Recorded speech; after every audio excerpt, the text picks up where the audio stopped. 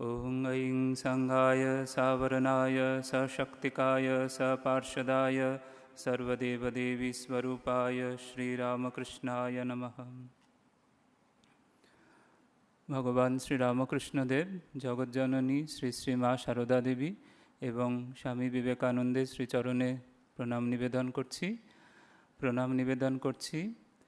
বেলুড় মঠের পরম পূজ্যপাদ প্রেসিডেন্ট মহারাজজির উদ্দেশ্যে এবং সকল ভাইস প্রেসিডেন্ট মহারাজজিদের উদ্দেশ্যে প্রণাম নিবেদন করছি সাধারণ সম্পাদক মহারাজের উদ্দেশ্যে এবং প্রণাম নিবেদন করছি মঞ্চে উপবিষ্ট পূজনীয় শ্রীমৎ স্বামী জ্ঞানব্রতানন্দজি মহারাজ এবং পূজনীয় শ্রীমৎ স্বামী তত্ত্বসারানন্দজি মহারাজের চরণে এবং সকল উপস্থিত পূজনীয় সন্ন্যাসী ব্রহ্মচারী মহারাজদের আমার ভক্তিপূর্ণ প্রণাম এবং নমস্কার নিবেদন করছি এবং সকল ভক্তবৃন্দের উদ্দেশ্যে আমার শ্রদ্ধা এবং নমস্কার জানাচ্ছি।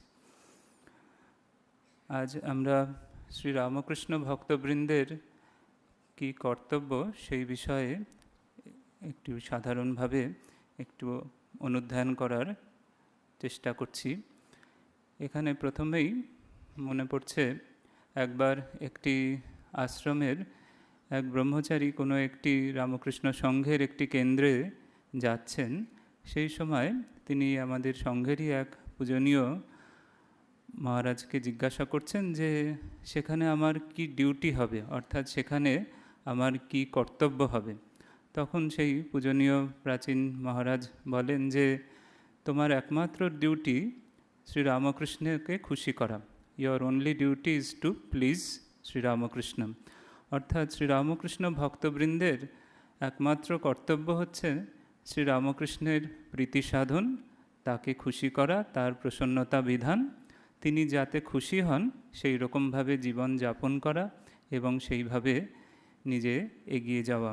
তাই ঠাকুর কি ভালোবাসেন আর সেই মতো যদি আমরা আমাদের জীবন যাপন করতে পারি তাহলেই আমরা আমাদের কর্তব্য কিছুটা হলেও সম্পাদন করতে পারছি বলে আমরা বুঝতে পারব।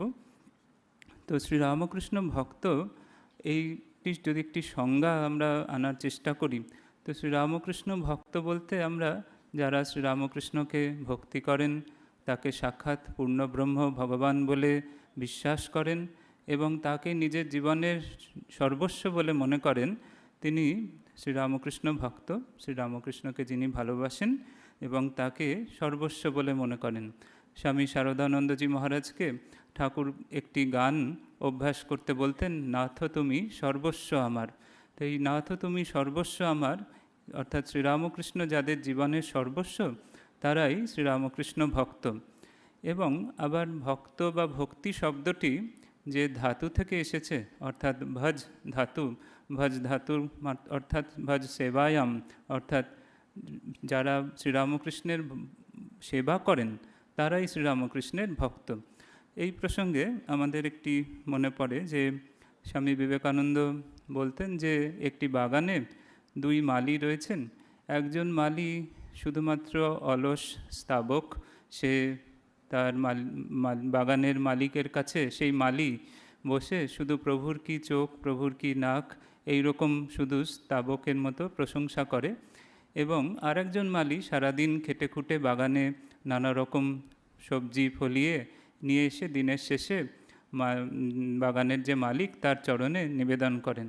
তো স্বামীজি বলছেন যে আমাদের সেই দ্বিতীয় শ্রেণীর হতে হবে, যেখানে আমরা পরিশ্রম করে ঠাকুরের কাছে ঠাকুরের প্রসন্নতা বিধানের জন্য এই জীবন সেইটা সেইভাবে যাপন করতে হবে। শুধুমাত্র যেন কথার কথা না হয়, শুধুমাত্র যেন আমাদের তার মধ্যে যেন আমাদের সেবা থাকে, ঠাকুরের সেবা, ঠাকুর যা ভালোবেসেছেন সেই রকমভাবে আমাদের জীবন যাপন থাকে।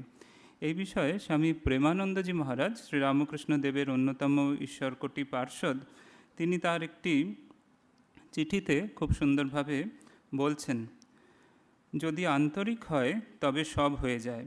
ঠাকুরের এক একটা ভাব নিয়ে খুব চিন্তা করুন, তার মর্ম উদ্ঘাটন করে কার্যে পরিণত করুন। ঠাকুরের ভাব অনুযায়ী কার্য করাই ঠাকুরকে মান্য করা। নতুবা শুধু দুটো ফুল ফেলে দিয়ে কিংবা ভাবে 2 মিনিট আহা হা করে কেহ কখনো বড় হয় নাই। ভক্তি খুব থাকবে, আবার তার চিন্তায় মগ্ন হয়ে যেতে হবে। সমস্ত তন্ন তন্ন করে বিচার করে নিতে হবে। বুদ্ধিশক্তিকে পরিচালিত করতেই হবে, নতুবা উপায় নেই। সেই জন্য ঠাকুর বলেছিলেন, ভক্ত হবি তো বোকা হবি কেন।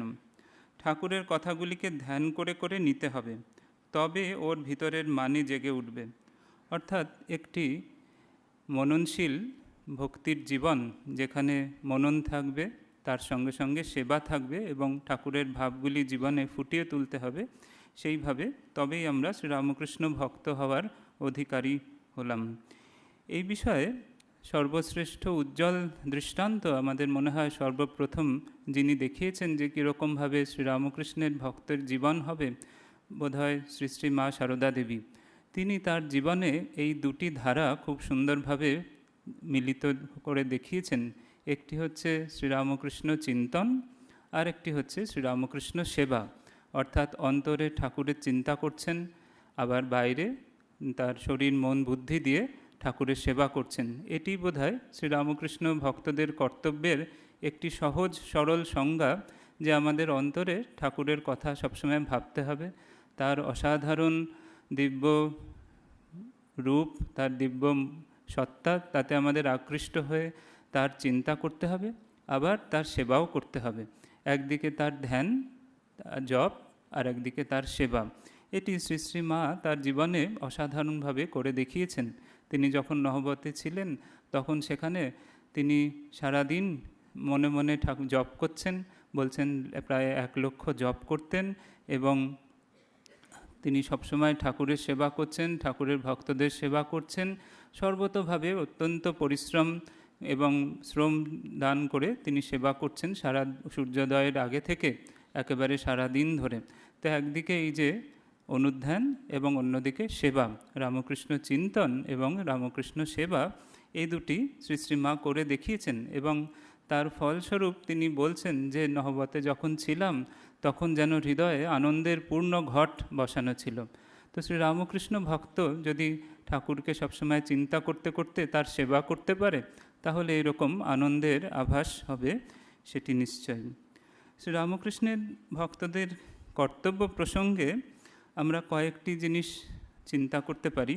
একটি হচ্ছে শ্রী রামকৃষ্ণদেব কী কী ভালোবাসেন, তিনি তার ভক্তদের কীরম হলে তার অত্যন্ত প্রিয় হতে পারবো, সেই বিষয়ে যদি ভাবি, এখানে আমাদের মনে রাখতে হবে শ্রীরামকৃষ্ণ ভক্ত বলতে সবাই আমরা, অর্থাৎ গৃহী ভক্ত, সন্ন্যাসী ভক্ত, সকলেই আমরা শ্রীরামকৃষ্ণের ভক্ত, যারাই ঠাকুরকে ভালোবাসি এবং তার চরণে আমরা আশ্রয় লাভ করেছি, তারা সকলেই যদি আমরা শ্রীরামকৃষ্ণ কেন্দ্রিক একটি ঈশ্বর সচেতন জীবন যাপন করতে পারি, তাহলে আমরা ঠাকুরের প্রিয় হয়ে উঠতে পারবো। এই দ্বাদশ অধ্যায় যে পড়া হচ্ছিল গীতায়, সমে ভক্তা সমে প্রিয়, সেই যে বলছেন সেই আমার ভক্ত, সেই আমার প্রিয়, সেখানে আমরা বুঝতে পারছি ভগবান গীতায় যেরকম বলেছেন, সেরকম শ্রীরামকৃষ্ণ কথামৃতেও ঠাকুর বারবার তার নিজের পছন্দ অপছন্দের কথা বারবার ব্যক্ত করেছেন। তিনি কি ভালোবাসেন আর কি ভালোবাসেন না, সেই বিষয়ে তিনি বলেছেন। তো একটি পবিত্র ঈশ্বর সচেতন জীবন, ঠাকুর বলছেন মনুষ্য জীবনের একমাত্র উদ্দেশ্য ঈশ্বর লাভ। তিনি তার নিজের জীবনে সেটি করে দেখিয়েছেন এবং বাকি তার সন্তানরাও করে দেখিয়েছেন যে কি করে ঈশ্বর লাভ করা যায়, এবং ঈশ্বর শুধু কথার কথা নয়, একেবারে জীবন্ত জাগ্রত একটি অস্তিত্ব কি করে করে তোলা যায়, কি করে সাধারণ বাসনা আসক্তিগুলিকে ছেড়ে একেবারে ঈশ্বর সমুদ্রের ঝাঁপ দেওয়া যায়, সেটি তিনি করে দেখিয়েছেন। সেইভাবে যদি আমরা অত্যন্ত পবিত্র এবং ঈশ্বরময় একটি জীবন যাপন করতে পারি, তাহলে আমরা ঠাকুরের প্রিয় হয়ে উঠতে পারব। স্বামী প্রেমেশানন্দজি মহারাজ বলতেন যে এই যে রামকৃষ্ণ ভাবান্দোলন, এটি একটি ব্রহ্মবিদ্যা রিসার্চ ইনস্টিটিউট, অর্থাৎ এখানে বারবার শ্রীরামকৃষ্ণ ভক্তেরা ঈশ্বর লাভ করার চেষ্টা করে সবাই সিদ্ধ হচ্ছেন, ভগবান লাভ করছেন। যেরকম একটি রিসার্চ ইনস্টিটিউটে বহু মানুষ নিরন্তর এক্সপেরিমেন্ট করে যাচ্ছেন, সেরকম এই রামকৃষ্ণ ভাবান্দোলনেও বহু ভক্ত এই ঠাকুরকে পাওয়ার চেষ্টা করেও অনেকেই পাচ্ছেন। এইভাবে একটি নিরবিচ্ছিন্ন একটি ধারা তৈরি করতে হবে শ্রীরামকৃষ্ণ ভক্তবৃন্দের, যেখানে বহু মানুষ ঈশ্বর লাভ করেছেন এবং সেই রকম আনন্দ এবং কনভিকশন নিয়ে রয়েছেন। সেই পরম্পরার একটি নিরবিচ্ছিন্ন মা ব্যবচ্ছেদসি, যেরকম উপনিষদে বলছেন যে সেই ধারা যেন ছিন্ন না হয়, সেই ধারা একটি ধারাবাহিকতা আমাদের মেনটেন করে যেতে হবে। এই বিষয়ে ঠাকুরের যে ঠাকুরকে পাওয়ার জন্য আমাদের প্রধান কয়েকটি অবলম্বনের মধ্যে একটি হচ্ছে শ্রীরামকৃষ্ণের নাম, অর্থাৎ তার নামকে তার নাম জপ, শ্রীরামকৃষ্ণের রূপের ধ্যান, শ্রীরামকৃষ্ণের গুণের ধ্যান, শ্রীরামকৃষ্ণের লীলার ধ্যান, শ্রীরামকৃষ্ণের তত্ত্বের ধ্যান এবং শ্রীরামকৃষ্ণের সেবা। এগুলিকে অবলম্বন করে আমরা রামকৃষ্ণময় হয়ে উঠতে পারবো। ঠাকুর বলছেন, আমি ছাঁচ রেখে গেলাম, বাকিদের বলছেন সেই ছাঁচে নিজেদের মাটি ফেলে যেন মূর্তি তৈরি করে নেওয়ার জন্য বলছেন। এবং পূজনীয় স্বামী গহনানন্দজি মহারাজ তিনি এই ঠাকুরের ভাবটিকে কি করে প্র্যাকটিস করা যায় তার জন্য একটি পঞ্চসকারের কথা বলতেন। একটি সত্য, সংযম, সেবা, স্বাধ্যায় এবং সাধন। এই পঞ্চসকার যদি কারোর জীবনে আসে তাহলে সে ঠাকুরকে খুশি করতে পারবে এবং ঠাকুরের প্রসন্নতা বিধান করতে পারবে। ঠাকুরের ভক্তরা যারা শ্রীরামকৃষ্ণ ভক্ত, তারা কীরকম জীবন যাপন করেছেন, তারা ঈশ্বর লাভ করে কোন স্তরে উঠেছিলেন, তার যদি একটি দুটি উদাহরণ যদি আমরা একটু দেখার চেষ্টা করি, তার মধ্যে শ্রীরামকৃষ্ণের গৃহী ভক্ত মনমোহন মিত্র, তিনি তার কন্যা মানিকপ্রভা একবার খুবই অসুস্থ এবং মৃত্যুশয্যায় শায়িত। সকলে বলছেন ঠাকুরের কাছে বলতে, কিন্তু তিনি এতটাই ঠাকুরের কাছে শরণাগত, বলছেন তার যা ইচ্ছা তাই হবে, তার পথে বাধা দেব না। এবং ঠিক কন্যার যখন শেষ সময় তিনি ঠাকুরের একটি ছবি দেখাচ্ছেন তাকে এবং তার কানে রামকৃষ্ণ নাম বলছেন এবং বলছেন, মা তুমি এই নাম করো। তখন সেই কন্যা ঠাকুরের নাম করতে করতে তার শরীর চলে গেল এবং তখন মনমোহন মিত্র বলছেন যে মানিক বেঁচে গেল, অর্থাৎ তার আর ভয় কিছু নেই, যেহেতু সে ঠাকুরের নাম করতে করতে শরীর গিয়েছে। তারপরে মনমোহন মিত্রের জীবনে এক অদ্ভুত উল্লাস আসলো এবং তিনি একেবারে আনন্দে আত্মহারা হয়ে তিনি দেখলেন যেন একটি চৈতন্যের পুত্তলিকা যেন শুধুমাত্র রয়েছে, সেখানে কারোর মৃত্যু হয়নি, কারণ জন্ম মৃত্যুর অতীত সেই সত্তা, সে আত্মাই রয়েছে, দেহত্যাগ যেন কিছুই নয়, এরকম দেখছেন এবং আনন্দে উল্লাসে কখনো হাসছেন কখনো কাঁদছেন। অর্থাৎ এই রকম এক দিব্য অবস্থায় এরা সব আরূঢ় হয়েছিলেন শ্রীরামকৃষ্ণকে আশ্রয় করে এবং শ্রীরামকৃষ্ণের কৃপায়।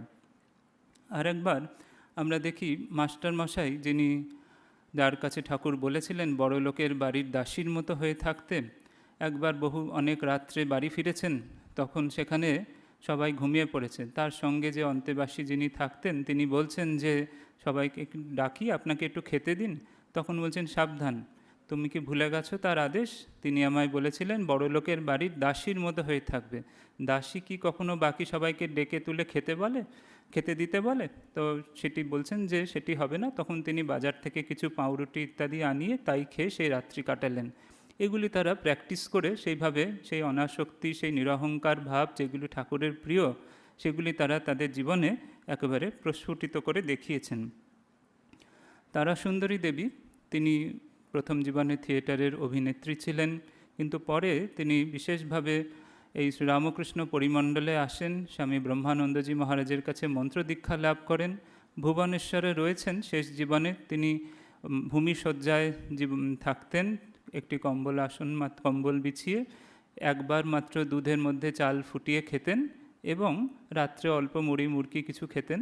তারপরে তিনি একেবারে কীরকম তার ধ্যানের তন্ময়তা, একবার পাশের বাড়িতে আগুন লেগেছে, গোয়াল ঘর অবধি চলে এসছে, তিনি নিরুদ্বেগ, তিনি সেই ঠাকুরের আসনে বসে গভীর ধ্যান জপে মগ্ন হয়ে রয়েছেন। অর্থাৎ যোগীরা যে জায়গায় পৌঁছানোর চেষ্টা করছে সেগুলি কিন্তু তারা ঠাকুরের কৃপায় লাভ করেছিলেন।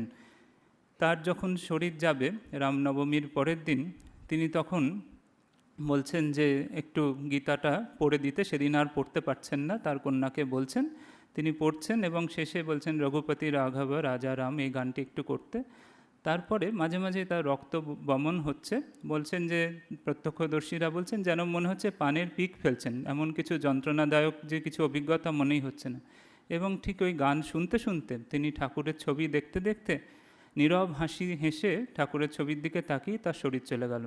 এইরকম মৃত্যুঞ্জয়ী বীর শ্রীরামকৃষ্ণ ভক্তবৃন্দ যারা ঠাকুরকে আশ্রয় করে এমন জীবন যাপন করেছেন যে জন্ম মৃত্যু পায়ের ভৃত্য হয়ে গেছে তাদের কাছে। নবগোপাল ঘোষ, তিনি তার যখন শরীর যাবে তিনি সকলকে সান্ত্বনা দিয়ে আশ্বাস দিয়ে বলছেন, তোমরা দুঃখ করো না, দেহের নাশ আছে, আমি কর্তা নই, ঠাকুরই কর্তা, তোমরা তার সন্তান, তিনি তোমাদের দেখছেন, তার নাম করো, আর শোক ছেড়ে তার নাম করো বলছেন। এরকম নিরুদ্বেগভাবে এরা সব মৃত্যুবরণ করেছেন, যেন মৃত্যু কিছুই নয়। শ্রীরামকৃষ্ণের ভক্তবৃন্দের আরেকটি কর্তব্য হচ্ছে, তার ঠাকুর স্বামীজি বলছেন তিনি কামকাঞ্চনের পরে আর যদি কিছু অপছন্দ করতেন, সেটি হচ্ছে ঈশ্বরের ইতি করা যায় না তিনি বলতেন, অর্থাৎ ঈশ্বরকে সীমাবদ্ধ এরকম কোনো একটি একঘেয়ে ভাব তিনি পছন্দ করতেন না। তাই বহু জায়গায় আমরা কথামৃতে দেখতে পাই ঠাকুর বলছেন, যে সমন্বয় করেছে সেই লোক অনেকেই একঘেয়ে, আমি কিন্তু দেখি সব এক, শাক্ত বৈষ্ণব বেদান্ত মত সব সেই এককে লয়ে, যিনি নিরাকার তিনি সাকার, তারই নানা রূপ। এরকম বহু জায়গায় তিনি এই কথাটি বলেছেন যে একঘেয়ে কেন হব, আমি 5 রকম করে খাই ইত্যাদি বলছেন। এই সূত্রেই আরেকটি শ্রীরামকৃষ্ণ ভক্তদের কর্তব্যের মধ্যে আমাদের স্বামী বিবেকানন্দের একটি নির্দেশ রয়েছে। তিনি বলছেন যে যাদের জীবনে 4 যোগের সমন্বয় হয়েছেন, তাদের জীবনই রামকৃষ্ণ মূষায় দ্রুত হয়েছে, অর্থাৎ ঠাকুরের মডেলে, ঠাকুরের ছাঁচে তাদের জীবন তৈরি হয়েছে। তাদের জীবনে জ্ঞান, ভক্তি, কর্ম এবং ধ্যান এই 4টির সুসমন্বয় থাকবে, তবেই সে শ্রীরামকৃষ্ণের ভক্ত হয়েছে বলে বোঝা যাবে।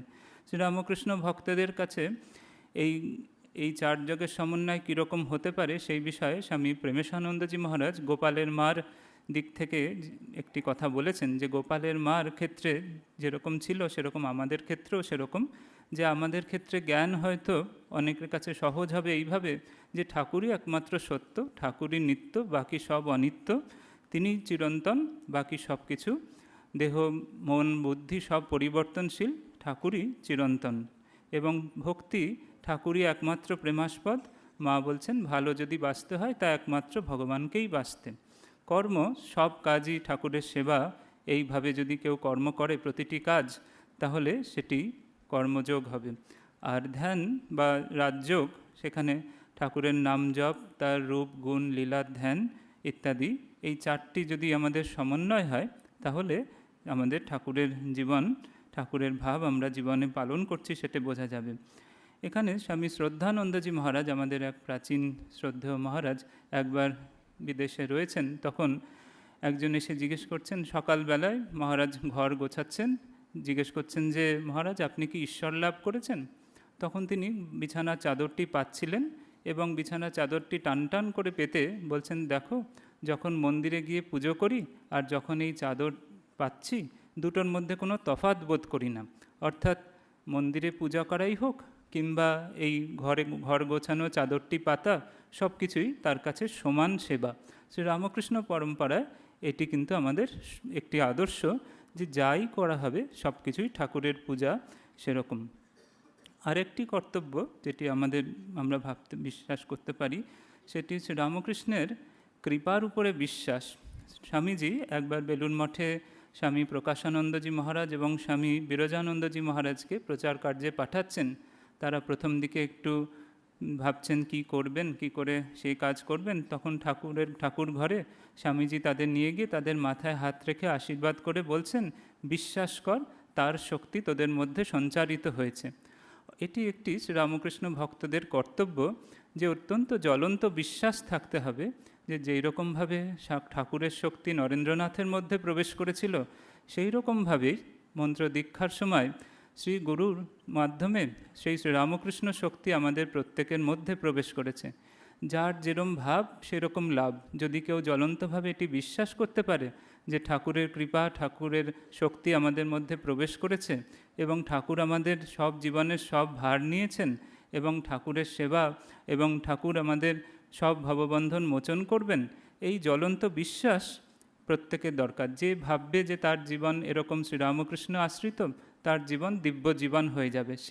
সে দেখবে তার জীবন সাধারণ নয়, সেটি একেবারে ঠাকুরের কৃপাপ্রাপ্ত একটি জীবন।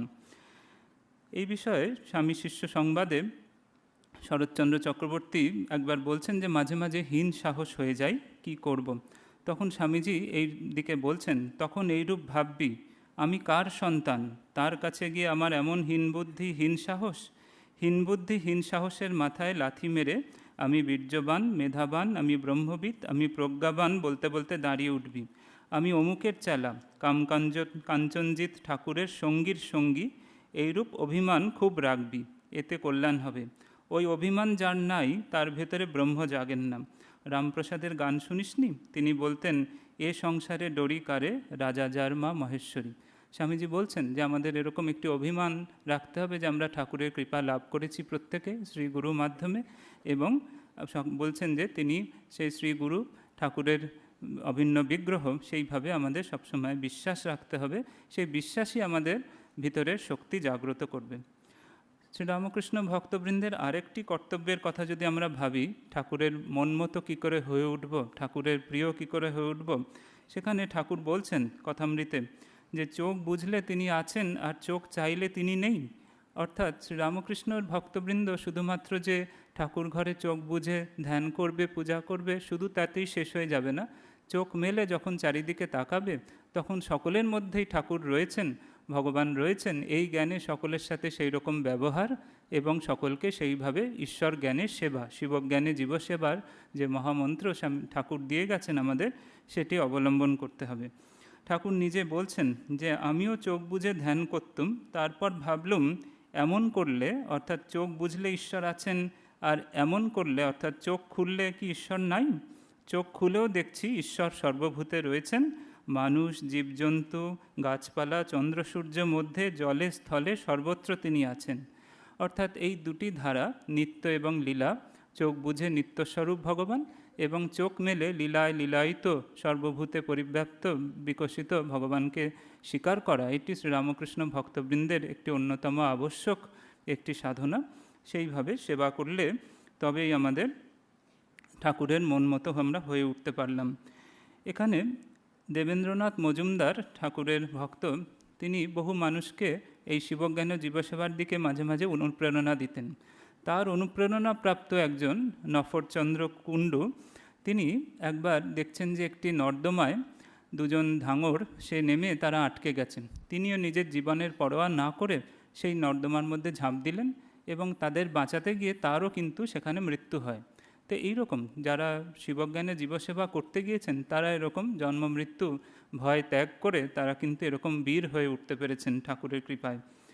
স্বামীজি বলছেন যে এই যে চোখ চেয়ে সর্বত্র ভগবানকে দেখে সেবা করা, সেটি কতটা জরুরি সেই বিষয়ে স্বামীজি বলছেন, ক্ষেত্রী শহরের গরিব নিজ জাতিদের ঘরে ঘরে গিয়ে ধর্ম উপদেশ করিবে, আর তাদের অন্যান্য বিষয়ে ভূগোল ইত্যাদি মৌখিক উপদেশ করিবে। বসে বসে রাজভোগ খাওয়ায় আর হে প্রভু রামকৃষ্ণ বলায় কোনো ফল নাই। যদি কিছু গরিবদের উপকার করিতে না পারো, মধ্যে মধ্যে অন্য গ্রামে যাও, উপদেশ করো, বিদ্যা শিক্ষা দাও, কর্ম উপাসনা জ্ঞান এই কর্ম করো, তবে চিত্তশুদ্ধি হইবে, নতুবা সব ভস্যে ঘৃত ঢালার ন্যায় নিষ্ফল হইবে। অর্থাৎ শুধুমাত্র ঠাকুর হে ঠাকুর বলে আমরা যদি চুপচাপ বসে থাকি তাহলে হবে না, সর্বত্র তাকে দেখে সেবা করতে বলছেন স্বামীজি। আবার তিনি বলছেন যে সেই রামকৃষ্ণের পুত্র ইতরে কৃপণাহ, যে আপনি নরক পর্যন্ত গিয়া জীবের জন্য কাতর হয় চেষ্টা করে সেই রামকৃষ্ণের পুত্র। বলছেন এইভাবে সকল সেই আসল ঠাকুরের ভক্ত বলছেন এই টেস্ট যে রামকৃষ্ণের ছেলে সে আপনার ভালো চায় না, প্রাণাত্মপি পরকল্যাণ চিকিৎসাবাহ। বলছেন এরকম এটি টেস্ট কে আমরা ঠাকুরের প্রিয় হয়ে উঠতে পারছি কিনা, যদি আমরা নিজের বিষয়ে এরকম নিশ্চিন্ত এবং বেপরোয়া হতে পারি এবং পরের জন্য যদি সেরকম একদম বিনিদ্র রজনী যাপন করতে পারি এবং তাদের কষ্টে যদি ছটফট করতে পারি, তখন আমরা বুঝতে পারবো যে আমরা ঠিক ঠাকুরের ভক্ত হয়ে উঠতে পারছি। জীবনের উত্থান পতনে ঠাকুর বলছেন যে আমাদের যে শ্রীরামকৃষ্ণ কর্তব্য, শ্রীরামকৃষ্ণ ভক্তের কর্তব্যের মধ্যে আরেকটি কর্তব্য যে জীবনে নানা রকম উত্থান পতন, নানা রকম অবস্থার মধ্যে আমাদের কিন্তু ঠাকুরকেই আঁকড়ে ধরতে হবে। তাই স্বামীজি বলেছেন তস্মাৎ ত্বমেব শরণম মম দীনবন্ধু। বলছেন যে একমাত্র সেই জন্য আমরা কত কিছু বলছি, বক্ত্রোদ্ধৃত হৃদিমে নচ ভাতি কিঞ্চিত ইত্যাদি বলছেন, আমি সব কিছু বলছি, শুনছি, পড়ছি, কিন্তু কতটুকুই বা করে উঠতে পারছি। তাই তস্মাৎ ত্বমেব শরণম মম দীনবন্ধু। তাই ঠাকুরের কাছেই নিজের সফলতা বিফলতা সব কিছু জানাতে হবে, তাকেই আঁকড়ে ধরতে হবে, তবেই আমরা কিন্তু এগোতে পারবো। দেবেন্দ্রনাথ মজুমদার তার জীবনে বলছেন যে একসময় পেটের দায়ে তিনি থিয়েটারে চাকরি নিয়েছেন, কিন্তু সেখানকার পরিবেশের জন্য তার মানসিক একটি অবনতি হতে থাকে এবং সেই নিয়ে তিনি খুবই কুণ্ঠিত থাকেন। তো একবার নাগ মহাশয়ের কাছে গিয়েছেন। নাগ মহাশয়ের জ্বলন্ত একেবারে ব্যক্তিত্ব, তিনি বলছেন কোনো ভয় নেই, ঠাকুর রয়েছেন, গুরু রয়েছেন, তিনি ধুয়ে মুছে নেবেন। অর্থাৎ সেটি শুনে একেবারে দেবেন্দ্রনাথ মজুমদারের আবার আত্মবিশ্বাস ফিরে আসলো এবং তিনি একেবারে সেই সব আধার কাটিয়ে উঠলেন। সেরকম তো এরকমভাবে আমাদের যে তারপরে তিনি স্বামীজির কাছে সেটি বললেন।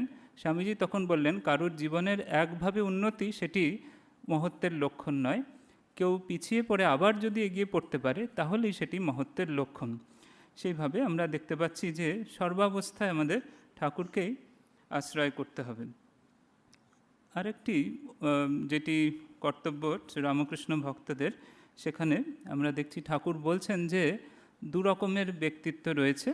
কেউ কেউ আম খেয়ে মুখ মুছে নেয়, আবার কেউ কেউ আম খেয়ে অন্যদেরকে দেয়।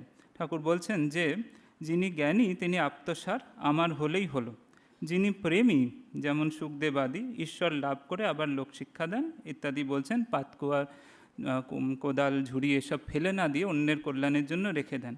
ঠাকুরের ক্ষেত্রে আমরা দেখি যে ঠাকুর কিন্তু এই দ্বিতীয় শ্রেণীর, যে তিনি শুধু আম খেয়ে মুখ মুছে নেননি, তিনি সকলের সাথে সেই আনন্দ ভাগ করে নিতে চেয়েছেন।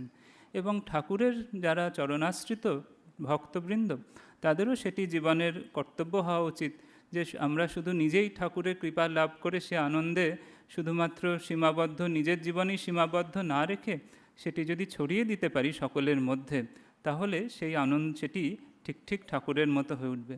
এই শ্রীরামকৃষ্ণের ভাব প্রচার এবং শ্রীরামকৃষ্ণের ভাব প্রসারে ভক্তবৃন্দের একটি বিরাট কর্তব্য রয়েছে। সেই বিষয়ে আমরা কয়েকটি জাস্ট মনে করতে পারি। যেমন শ্রীরামকৃষ্ণের গ্রন্থাবলী, সেগুলি আমাদের খুব ভালোভাবে পড়তে হবে। তার মধ্যে কি তথ্য রয়েছে, স্বাধ্যায় একটি বিশেষ সাধনা, পড়তে হবে এবং পড়াতেও হবে। এবং কোথাও ভুল তথ্য থাকলে, আজকে যে ইন্টারনেটের যুগ, সোশ্যাল মিডিয়ার যুগে কোথাও বহু ভুল তথ্য প্রচারিত হয়, সেইগুলিকে আমাদের শুধরে দেওয়ার জন্য একটু সচেতন থাকতে হবে। আবার ঠাকুরের জীবন সম্পর্কে বলছেন যে পূজনীয় রঙ্গনাথানন্দজি মহারাজ, তিনি 10 কমান্ডমেন্টস বলেছেন যে শ্রীরামকৃষ্ণ ভক্তদের কীরকম জীবন যাপন করা উচিত।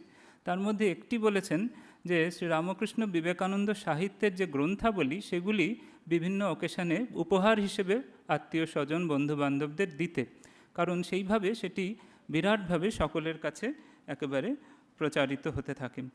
আর প্রত্যেকের জীবনে যদি আমরা ঠাকুরের জীবন আদর্শ অনুযায়ী জীবন যাপন করি, ঘরে জপ ধ্যান পূজা স্তোত্রপাঠের একটি কালচার যদি তৈরি হয়, তাহলে সেখান থেকে বাড়ির ছোটরা সেটি শিখে তবেই ভবিষ্যৎ প্রজন্ম ঠিকভাবে তৈরি হবে। এবং সেখানে আমাদের মনে রাখতে হবে, স্বামীজি বলছেন যে আর্য সন্তান বাবা মায়ের তপস্যার ফলেই তৈরি হয়, অর্থাৎ আদর্শ গৃহী, তার ফলেই ঠিক পরবর্তী প্রজন্ম তৈরি হয়। তাদের ত্যাগ তপস্যা ঈশ্বরময়তা, সেই শ্রীরামকৃষ্ণ ভক্তদের সেই বিষয়ে একটি বিশেষ দায়িত্ব যে একটি আদর্শ পবিত্র ঈশ্বরময় জীবনযাপন করলে তবেই ভবিষ্যৎ প্রজন্ম সেইভাবে সুন্দরভাবে তৈরি হবে। স্বামী প্রেমানন্দজির মা মাতঙ্গিনী দেবী, তিনি এক এক সময় এত ধ্যান জপে মগ্ন থাকতেন যে বাবুরাম মহারাজরা যখন কলকাতা থেকে আটপুরে যেতেন, তখন অনেক সময় ঘরদোর বন্ধ, কিছুদিন পাশের বাড়িতে থাকতে হতো। তারপরে যখন একটু ফুরসত হতো তখন তারা আবার ঘরে ঢুকতে পারতো, কারণ এমনই বিভোর হয়ে থাকতেন তারা। তাই মাও বলেছেন, যার আছে সে মাপো, যার নেই সে জপো। অর্থাৎ যে যেভাবে পারবে, কেউ আর্থিকভাবে, কেউ মনের চিন্তার দ্বারা এই শ্রীরামকৃষ্ণ ভাবকে যদি পুষ্ট করতে পারে, তাহলে সে একেবারে বিরাটভাবে তার কর্তব্য সম্পাদন করতে পারবে। আমরা শেষে আবার একটুখানি পূজনীয় প্রেমানন্দজি মহারাজের আর একটি কথা বলেই শেষ করব। সেখানে প্রেমানন্দজি মহারাজ বলছেন যে প্রাণ ভরিয়া ঠাকুরের পূজা সেবা করো, তাহার ধ্যানে জপে ডুবিয়া যাও। তাহাতে যদি মন সমর্পণ না করিতে পারো, তবে আর কাশী মক্কা গিয়া কি হইবে। মন দিয়া যদি ডাকো, তবে ওইখানে বসিয়াই পাইবে। মিশনের রেগুলার মিটিং কি হইতেছে? কাহারও সহিত বিবাদ বিরোধ না করিয়া, সকলকেই ঠাকুরের সন্তান জানিয়া, সকলকে পরম আত্মীয় ভাবিয়া ভালোবাসিয়া চলিয়া যাও। সুখ্যাতি অখ্যাতির দিকে মোটেই দৃষ্টি দেবে না। যদি কিছু থাকে তো দিয়া যাও, প্রতিদানে চাহিও না। বলছেন যে এই সমবেতভাবে ঠাকুরের ভাব প্রচার হোক, কিংবা নিজের জীবনে সেটি অন্তর্জগতে ঠাকুরের ভাব প্রচার বা বহির্জগতে। অন্তর্জগতেও আমরা নিজেদের কাছেও ঠাকুরের ভাব প্রচার করতে হবে। পূজনীয় গম্ভীরানন্দজি মহারাজ বলতেন যে আগে আমাদের নিজেদের মুগ্ধ হতে হবে ঠাকুরের ভাবে, তবেই আমরা অন্যের জন্য কিছু সেবা করতে পারব। প্রেমানন্দজি আরও সুন্দর করে একটি আশ্বাসের বাণী বলছেন যে লম্বা চওড়া কথা কণ্ঠস্থ করলেও কিছু হয় না, চাই মন মুখ এক করা। ছি, ডুববে কেন, ওসব ভাব মনে আসিতে দিও না। কত জন্মের সুকৃতির বলে মার আশ্রয় পেয়েছ, তার কৃপা পেলে কি মানুষ কখনো ডুবে? তুমি আবার কতজনকে তুলবে, এই ধারণা দিবারাত্র হৃদয়ে পোষণ করবে। You are the chosen children of our Lord. নইলে কৃপা করবেন কেন? রিপ্রেশনগুলো দূর করে দেবে, ভাববে মার কৃপায় আমরা নিত্য শুদ্ধ বুদ্ধ মুক্ত। বলছেন এটি একটি বিশ্বাস বারবার জাগাতে বলছেন যে আমরা মায়ের কৃপা পেয়েছি, ঠাকুরের কৃপা পেয়েছি। তাই শুধু মহারাজ বলছেন যে তুমি আবার কতজনকে তুলবে। বি অ্যান্ড মেক যে আদর্শ স্বামীজি দিয়ে গেছেন, নিজেকেও জেগে উঠতে হবে, আত্মদীপ ভাব, আবার পরহিতায় জীবনপাতও করতে হবে, সেটি বলছেন। তো এইভাবে আমাদের সকলকে বিশ্বাস রাখতে হবে যে আমরা ঠাকুরের মায়ের কৃপা লাভ করেছি। মায়ের এক সন্তান গৃহী ভক্ত তিনি বলতেন যে মা তার কৃপাহস্ত আমার মাথায় রেখেছেন, জমের সাধ্য নেই যে কিছু করে। সেরকম জ্বলন্ত বিশ্বাস আমাদের সবসময় রাখতে হবে। এবং স্বামীজি বলেছেন যে আমরা প্রভুর দাস, প্রভুর পুত্র, প্রভুর লীলা সহায়ক, এই বিশ্বাস দৃঢ় করিয়া কার্যক্ষেত্রে অবতীর্ণ হও। অর্থাৎ আমাদের এইটি বিশ্বাস রাখতে হবে যে আমরা সবাই ঠাকুরের সেবক, তার লীলা সহচর, এবং সেই ভেবে আমাদের কার্যক্ষেত্রে অবতীর্ণ হতে বলছেন। নিজের জীবনটি ঠাকুরের ভাবে তৈরি করতে বলছেন এবং সকলের মধ্যে ঠাকুরের ভাব প্রসার করে তার সকলের জীবনে শান্তি আনয়ন করতে বলছেন। সব শেষে ঠাকুরের চরণে প্রার্থনা, হে রামকৃষ্ণ ত্বয়ি ভক্তিহীনে কৃপা কটাক্ষং কুরুদেব নিত্যম। সকলকে আমার ভক্তিপূর্ণ প্রণাম জানাচ্ছি। ওম শান্তি। শ্রী রামকৃষ্ণ অর্পণমস্তু।